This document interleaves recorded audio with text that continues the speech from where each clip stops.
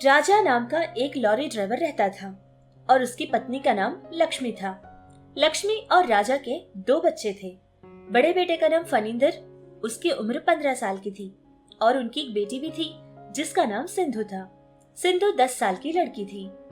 राजा राम वैसे तो गांव में ही अपना काम करता था, लेकिन पैसे ज्यादा कमाने की सोच की वजह से दूसरे राष्ट्र में सामान रवाना करने का काम वो करने का सोच लेता है और एक काम के लिए वो हाँ भी कह देता है। ये सब होने के बाद अपने बच्चों को स्कूल छोड़ता है और फिर घर के लिए कुछ सामान लेकर घर पहुंचता है। फिर उसकी पत्नी लक्ष्मी को बुलाकर कहता है, अरे ओ लक्ष्मी, मेरी बात सुन। मुझे ना बाहर के राष्ट्र जाने का काम मिला है, क्योंकि कुछ सामान है जहाँ ना जाकर पहुंचाना है। इसके अच्छे खासे पैसे मिल जाएंगे हमें, और हाँ, आने के लिए ना पूरे 3 दिन लग जाएंगे, और तब तक के लिए घर के लिए जितना सामान चाहिए है वो मैं ला चुका हूँ। और हाँ लक्ष्मी, इन पैसों को अपने पास रख। ये जी, ये आप क्या बोल रहे हैं? 3 दिन के लिए, और वो भी दूसरे राष्ट्र जाओगे? तुम्हारे बिना घर कैसे चलेगा और हम कैसे रह पाएंगे? नहीं नहीं, ऐसा काम मत करो। अरे बात को समझ लक्ष्मी, बच्चे बड़े हो रहे हैं ना। अब हम ऐसा काम नहीं करेंगे तो पैसा कैसे कमाएंगे? छोटे मोटे काम कब तक करते रहेंगे? ऐसे बड़े बड़े काम करेंगे तो पैसा अच्छा मिलेगा। वैसे भी हमारे फणींदर को अगले साल कॉलेज में भी तो ज्वाइन करवाना है ना। इसके लिए हमें बहुत सारा पैसा कमाना पड़ेगा। अगर बच्चों को अच्छी विद्या नहीं देंगे तो कल को जाकर उनकी भी परिस्थिति हम जैसी हो जाएगी, और ये का हम चाहते हैं क्या? इतनी बात कहकर वो अपने सफर के लिए निकल जाता है। राजा को गए पूरे 3 दिन हो गए थे, लेकिन उसकी कोई खबर नहीं थी। इधर घर में उसकी बीवी और बच्चे बहुत परेशान हो रहे थे। इंतजार कर करके अब लक्ष्मी भी थक चुकी थी। अपने पति के बारे में जानकारी करने के लिए जितने भी लोगों को जानती थी उनसे पूछताछ करने लगी। कुछ लोगों से ये बात उसको पता चली कि उसका पति राजा तो आते समय एक दुर्घटना में उसकी मौत हो गई थी। उसके लॉरी का एक्सीडेंट हो गया था और वो वहीं के वहीं मर गया था। ये बात सुनते ही लक्ष्मी और उसके दोनों बच्चों की तो सांसें रुक गई थी। लक्ष्मी को एक ही बार से बहुत ही बड़ा झटका सा लगा था, लेकिन उसने अपने आप को हिम्मत दी और फिर संभाला था, क्योंकि उसके दोनों छोटे से बच्चे भी हैं। ये सोचकर वो कुछ काम करने के लिए ठान लेती है और एक पराठे बेचने वाले दुकान के पास जाकर उनसे काम मांगती है और वो लोग उसको काम दे देते हैं। अब लक्ष्मी रोजाना काम करती और बच्चों की देखभाल किया करती थी। बेचारी पहले से ही बहुत मजबूर थी और मेहनत भी करती थी। एक बार की बात है कि बच्चों के स्कूल से उसको फोन आता है और कहते हैं कि उनकी बेटी यानी कि सिंधु बेहोश होकर गिर गई है। ये बात सुनते ही भागती हुई अपनी बच्ची के पास जाती है और अस्पताल लेकर उसको जाते हैं। डॉक्टर्स ने सारी जांच करके उससे ये कहा था, क्या आप ही इस बच्ची की माँ है? और बेटा, क्या तुम इसके भाई हो? अच्छा, तुम लोगों को एक बात कहनी है। इस बच्ची के हार्ट में होल है। मेरा मतलब है, इसके हार्ट में एक छोटा सा रंध्र है जिसको हमें ऑपरेशन करके ठीक करना पड़ेगा, और ये बहुत बड़ा ऑपरेशन हो सकता है। इसके लिए पैसा बहुत ज्यादा खर्च हो सकता है। आप लोग पैसा जमा कीजिए, हम लोग ऑपरेशन के लिए तैयारी करेंगे। और हाँ, जितनी जल्दी ये ऑपरेशन हो जाएगा उस बच्ची के लिए उतना ही अच्छा होगा।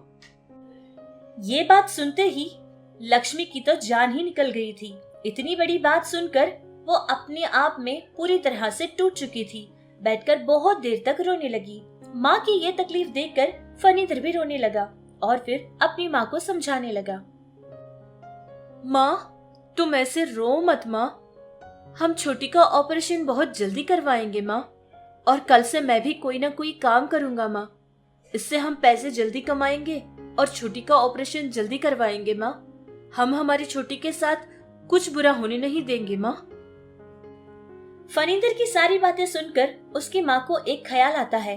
फौरन ही उठती है और जिस दुकान में वो काम करती है उसके पास चली जाती है और अपने मालिक से ये बात कहती है कि उसका बेटा फणींदर अभी बहुत छोटा है, लेकिन वो काम करना चाहता है। मैं ऐसा उसको करने नहीं दे सकती, क्योंकि अगर मेरा बेटा मन लगाकर पढ़ाई नहीं करेगा तो उसका भविष्य तो बर्बाद हो जाएगा।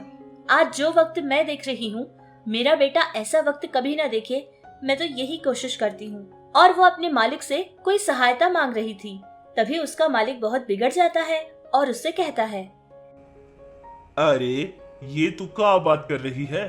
खाना खाने के लिए तुम लोगों के पास खाना नहीं होता और पढ़ाई करने चली हो? इतना पैसा अचानक हम कहाँ से लाकर देंगे? और वैसे भी अगर पैसे दे भी देंगे तो हमारा कर्जा चुकाने के लिए तेरी पूरी जिंदगी हो जाएगी, लेकिन हमारा कर्जा उतर नहीं पाएगा। अरे वैसे भी इस औरत को यहाँ काम किसने दिलवाया? अब देखो, अपने परिवार की समस्या लेकर आ गई। कौन करेगा इसकी सहायता? यहाँ से निकालो इसको, और जितने दिन इसने यहाँ काम किया उतने पैसे दो और यहाँ से भगाओ। इस तरह से ये सारी बातें करके उस दुकान का मालिक राम लक्ष्मी को वहाँ से जाने के लिए कहता है। और बेचारी लक्ष्मी भी मजबूर थी, बहुत ज्यादा रो रही थी। लेकिन ये सब कुछ फनिंदर देख रहा था। फनिंदर को ये सब देखकर बहुत ज्यादा गुस्सा आ जाता है और फिर वो अपनी माँ को लेकर वहाँ से चला जाता है। अब लक्ष्मी के हाथ में उसकी तनख्वाह के पैसे थे। लक्ष्मी उन पैसों को अपने बेटे के हाथ में देती है और फिर उससे कहती है, सुन बबुआ, इन पैसों को लेकर जा और अपनी छोटी बहन के लिए दवाई खरीद कर लाना, और बाकी के पैसों से घर का सामान लेकर आ जाना, ठीक है?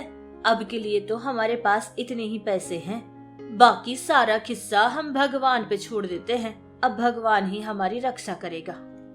माँ की कही ये सारी बातें सुनकर फनिंदर तो बहुत ज्यादा दुखी हो गया था, लेकिन कर भी तो कुछ नहीं सकता था।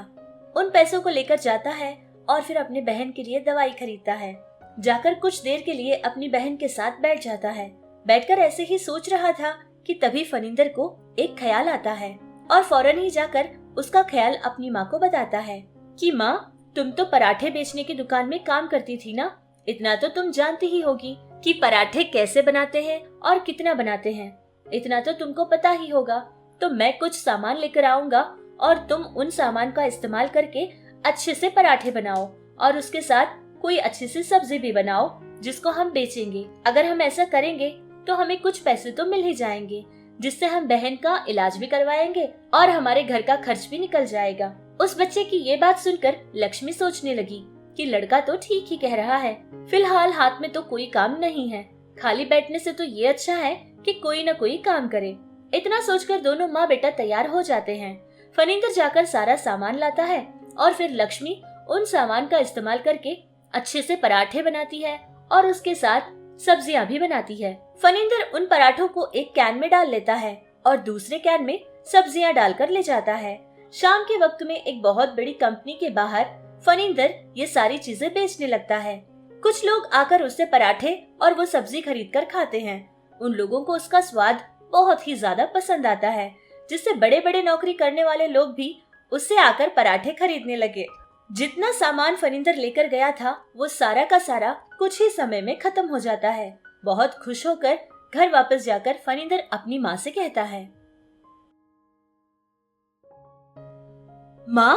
माँ, तुम्हें पता है माँ, जो सब्जी तुमने बनाई थी वो लोगों को कितनी अच्छी लगी। बस कुछ ही समय में सारी की सारी चीजें खत्म हो गई थी माँ। और ये लो माँ, पैसा देखो माँ, कितना फायदा मिला है हमको। जितना हम लोगों ने इस पे खर्च किया उससे दुगना फायदा मिला है माँ, मुझे ना एक और ख्याल आया है माँ। तुम्हें पता है, मैंने फोन में YouTube पर देखा था एक वीडियो, जैसे हम पूरी बनाते हैं ना वैसे ही छोटी छोटी रहती है, और उसमें ये सब्जी मिलाकर बेची जाए तो और मजेदार बन जाएगी माँ। उसी को छोले भटूरे कहते हैं माँ, बहुत ही स्वादिष्ट रहेगा।